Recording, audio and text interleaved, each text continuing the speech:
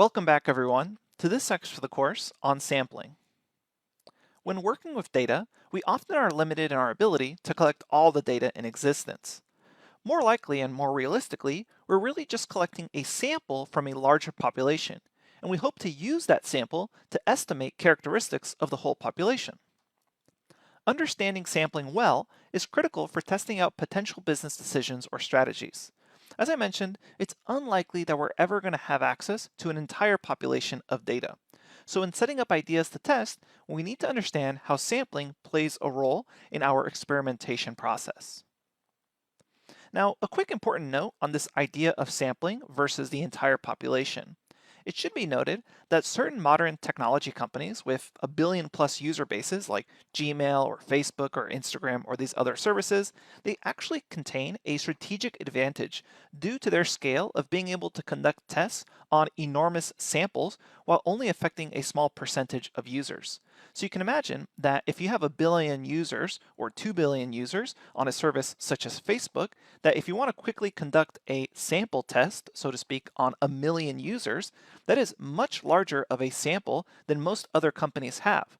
However, with the scale of something like Facebook, it's actually a very small percentage of their users. And this, combined with statistics, is actually a strategic advantage. And I want you to keep that in the back of your mind as we continue to discuss sampling. So in this section of the course, we're going to be discussing sampling and bias, the central limit theorem, the student's t-distribution, and confidence intervals. I want to begin by exploring some ideas of sampling, t-tests, and how sampling relates to the central limit theorem, which is a crucial concept. We can think of sampling as grabbing data instances from a larger data distribution. And let's actually frame this in a more realistic case. Imagine we are testing delivery via air drones, and we're tracking how off target the packages are. So we take these drones and they happen to, while they're flying in the air, drop a package onto the ground. And you can actually look this up on YouTube and see videos of startups doing this exact task. So our company, however, is simply a logistics company. We don't actually want to manufacture the drones. Instead, what we're going to be doing is running some experiments. We want to test different brands of drones to understand their performance. More specifically, understand their accuracy and their ability to drop a product or box on target. So the purpose of testing the drones is so that when we go into production, we can have some idea of how accurate different brands of drones are in their delivery targets. So what we could do is we could begin to think of our testing of the drones we actually have delivered on hand as a sample of larger future population of all drone deliveries.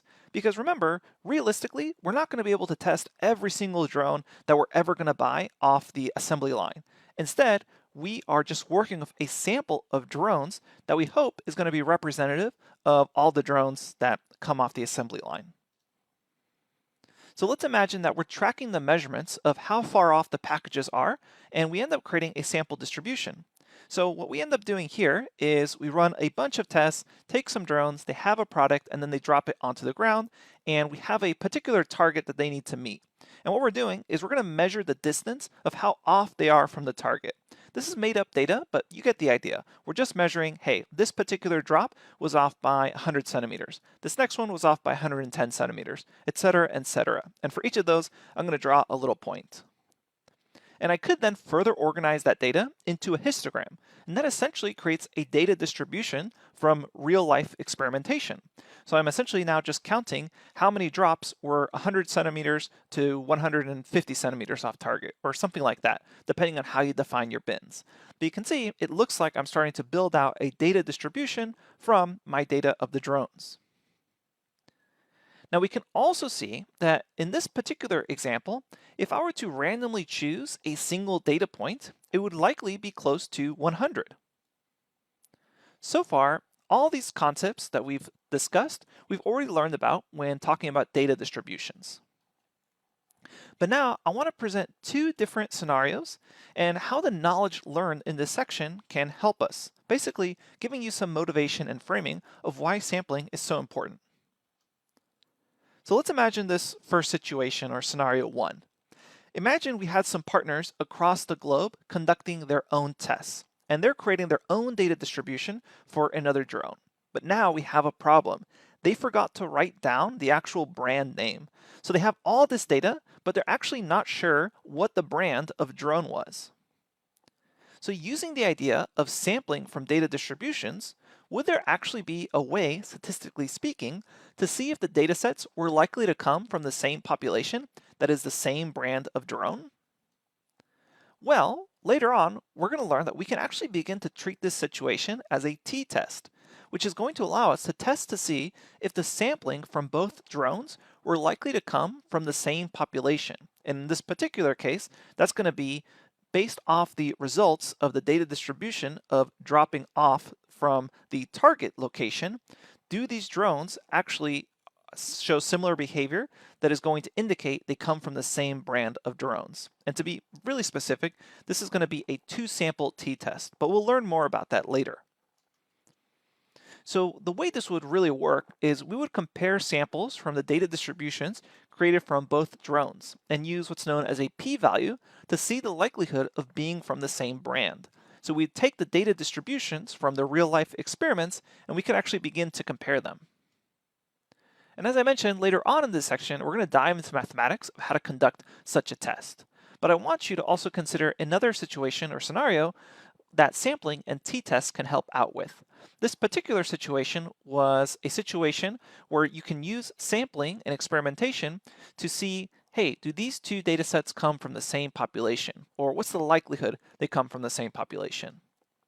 Now, in scenario 2, imagine we're in a situation where we've tested the original drones, but now I actually want to see if I can make modifications to them to improve their performance. So it's technically still the same drone, but now I've affected it in some way. For example, I add a really large propeller to the top of the drone. So technically the same drone, but now a modification or something's been changed to it to have some sort of effect. So we are now wanting to know if there are differences within the same population, that is the same drone brand, after a change.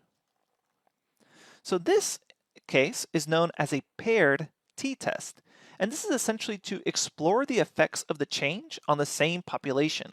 So we would run the experiments before and after the change and then perform what's known as a paired t-test, which is going to statistically tell us if we actually had an effect. Understanding how to use sampling in conjunction with t-tests give us powerful tools to let us know whether or not experiments worked and the ability to compare samples from data distributions to compare them against our assumptions, like belonging to the same population, which in our examples was belonging to the same actual brand of drone. And remember, a lot of times with statistics and probability and experiments, a lot of these tests only give you answers in likelihood, such as it's 99% likely that the two drones came from the same brand. You're never really going to get a 100% sure answer. Now, in this section, we're also going to be discussing what's known as the central limit theorem, which will reveal a fundamental property of data distribution and sampling from them. Let's get a quick high-level overview of the central limit theorem and why it's so important.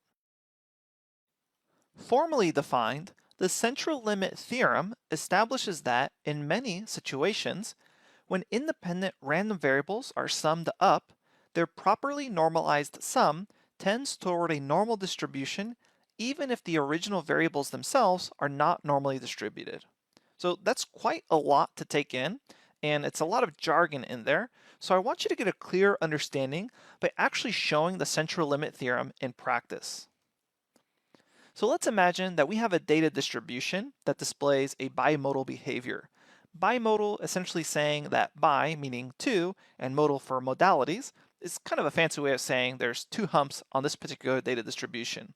You'll notice that one of them is centered around 0 and one of them is centered around 1. Now let's imagine that I were to take a random sample from this bimodal data distribution. And I take that random sample, so in this particular case, I grab a couple of points. Obviously, probabilistically speaking, I'm more likely to grab points towards 0 or 1 than those in the middle where there's a low probability of picking them. So after I pick those random sampling of points, I take the mean or average of that particular random sample. So in this case, let's imagine it's 0.43. Then what I'm going to do is I take that mean value and I plot it onto its own plot. And you can kind of ignore the height of the line here. What is really important is the x-axis on that right-hand plot. So again, what we're doing here is I start off with this bimodal data distribution. I take a random sample of points from it. I take the average value of that sample, and then I take that average value and I plot it onto its own plot. So all that ends up on the right-hand plot is the value 0.43. Then what I'm going to do is I'm going to keep repeating this process of taking that random sample, calculating the mean of that sample, and then plotting it as a point. So if I do this again, let's say this time I get 0.51. And so I actually ran a simulation of this using the Python programming language. And if we do this many more times, you will notice a specific behavior is going to arise. And this is actually the central limit theorem. So the central limit theorem states that the means of these samples is going to be normally distributed. And it may be a little unclear using what is known as a rug plot, which is essentially just lines indicating a specific point value, that is the mean value of the samples. So what I could do is create a histogram from the means of the samples rather than just doing this dashed rug plot line plot. So here I now have a histogram of the mean of those samples. So again, to repeat myself, I took a sample from the data distribution on the left, then I calculated the mean value like 0.43 or 0.51, etc. Then I ended up creating a histogram of doing that many, many times over. And what the central limit theorem says is that histogram is going to be normally distributed. Now here's the cool part. The mean of the samples will be normally distributed around the mean of the data distribution. And that's actually why I chose this very specific bimodal data distribution. You'll notice that if it's centered one modality around 0 and the other modality around 1, then the average of those values is going to be 0.5, right in the middle. So that's 0 plus 1 divided by 2.